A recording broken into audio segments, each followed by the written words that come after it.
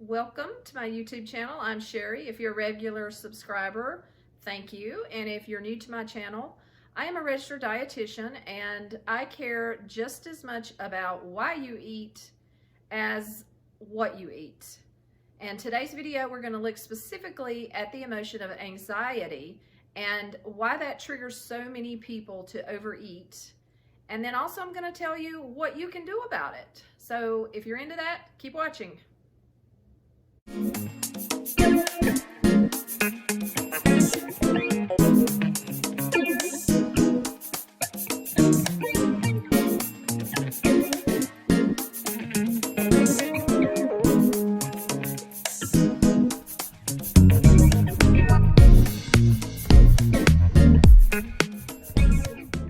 If you're watching this, you're probably no stranger to anxiety. We all experience anxiety at some point. And anxiety is really just the fear of the future and what is going to happen. And it's a lot of times tied to our ability to either control the outcome or the outcome is totally out of our control. And this causes great anxiety. So there's chronic anxiety that can last for years, and there's acute anxiety that may only last for a day or several days. So how the body deals with this acute or chronic anxiety. Let's focus kind of on more acute. Think of a scenario that, you're waiting for a phone call, you're waiting for an outcome, you're waiting to see if you got the promotion, you're waiting to see if your child got into a college, supposed to come this week, something like that. So how anxiety can manifest in the body. Can make us hard to sleep. Usually that's ruminating thoughts. The ruminating thoughts can make it hard to concentrate and do other things like work. It can cause, what else? Heart palpitations or just an increase in a heart rate or an anxious kind of feeling where we can't sit down. It can go the other way, which makes us kind of shut down and just want to sleep or lay in the bed or lounge around and we have no motivation to do anything. So anxiety can affect us in all these kinds of ways. As a dietitian, I look at anxiety and how I can help my clients when it affects in ways like upset stomach, GI upset. Another way is cravings. Sometimes anxiety sets off intense cravings for my clients. And then as far as intake, it can go one of two ways. Some people with intense anxiety, they can't eat at all. Their appetite goes, they have no desire to eat at all. Other people want to eat nonstop. So the picking, the snacking, the all day long, a bite here, half a sandwich here, and they can't stop. Other people may not eat all day or they may go to a regular mealtime, but then eat a huge meal or what we may consider a binge. So all of these things are ways that we deal and our bodies deal with anxiety.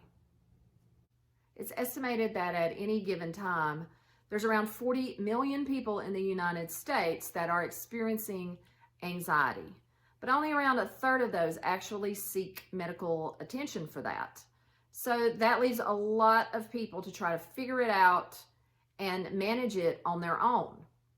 How do they do that? Well, it's usually an escape from the discomfort or the feeling of anxiety that, like I said, it's uncomfortable. So a lot of people will try to escape. So some unhealthy ways people may cope with anxiety: to isolate. They go shut themselves in their bedroom. They may turn to alcohol or to drugs or to porn. Something that is mind-numbing so that they can completely disconnect.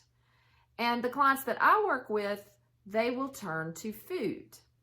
Now, why would someone turn to food? Well, if you're watching this video, you probably already know the answer to that. They turn to food because it works.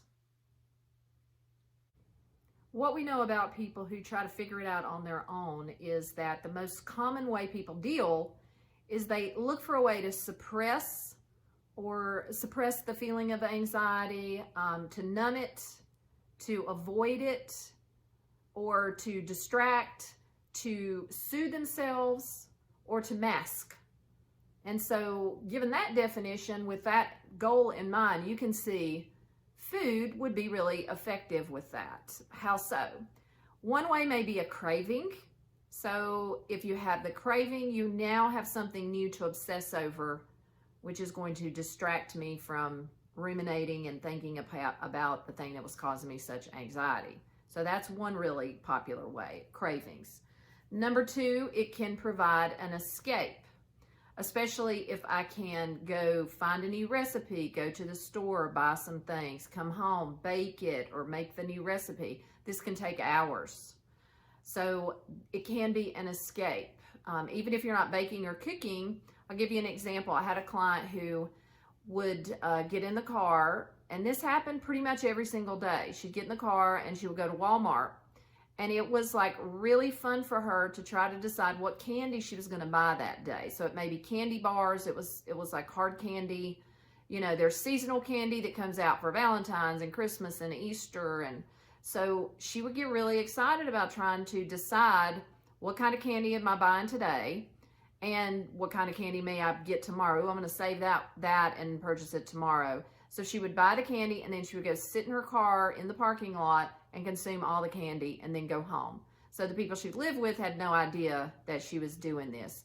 But this was her escape, and it helped her cope with her anxiety. So escape with food, really common, really popular. The next way may be comfort food.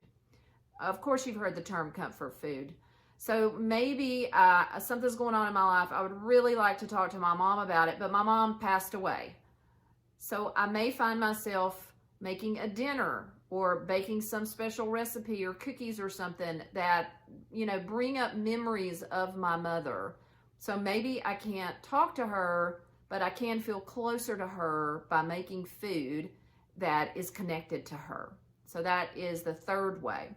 The fourth way is I may feel that food is the only thing that makes me happy, or one of the few things in life that makes me happy. If I'm feeling anxiety, that's not defined as happy. I sure would like to feel like I feel when I eat. That would be a much better feeling. So I'm going to go over here, distract myself, and go eat because I know it's going to make me happy. Now, all of these things have been proven in studies. These are not just my thoughts and opinions. And the last one I found to be, when I was doing the research for this video, very interesting. It's actually a phenomenon called the trade-off. And what it means is that even if you have negative consequences from going and binging or eating when, you know, maybe it's eating a high-calorie food like some mac and cheese or something that you normally would not eat, and you know that if you eat that, I'm going to feel guilty. It may make me sad or depressed. I may feel remorseful that I ate it. That I still somehow, my brain processes and says that feeling, which I'm familiar with because I've done it many times before, is still better than this feeling of anxiety. So there is a trade-off here that is worth it to me. And they think this is what explains why people continue to overeat, binge eat, stress eat, even though they may do it and then feel great negative consequences, either physical consequences like weight gain and high cholesterol, or emotional consequences like low self-esteem and feelings of guilt and shame. So these are 5 reasons why food has become such a common thing to help deal with anxiety. So now let's talk about, what am I going to do about it? Well, these are all ways, these 5 things are ways to avoid dealing with the actual emotions. So you need to increase your emotional intelligence so that I have the skills, I have the tools to effectively deal with these uncomfortable emotions. What the heck does that mean? Emotional intelligence involves things like being able to name the feeling. It involves being able to accept it and say it's okay. Being able to process the emotion. What does this mean to me? Being able to express it. If I'm angry, I can throw a shoe and hit the TV, or I can find my words and be able to sit down and communicate with that person who has angered me and have an effective conversation. So someone with poor emotional intelligence is impulsive and throws a shoe at the TV. Someone with emotional intelligence that is developed and mature will eventually find that they can sit and have a conversation in a calm manner with that other person that angered them. That's just one example. So you need to increase your emotional intelligence. We can do that in several ways. Think about the emotion. In this case, it's anxiety. Ways that you can try to process the anxiety. 3 really good ways. You can talk it out. I'm a talker. I like to talk through my emotions with someone that I trust is a good listener and is going to be on my side. So you may talk it out with a trusted friend, spouse, someone that you trust.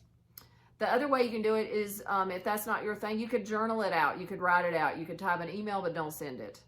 But get the words out on a piece of paper. And then the third way you can do it, some people prefer just to think about it. So I may go for a long walk out in nature, and I'm going to think through all the different scenarios. I'm going to think about that hard conversation I need to have, and what am I going to say, and when am I going to have it, and etc.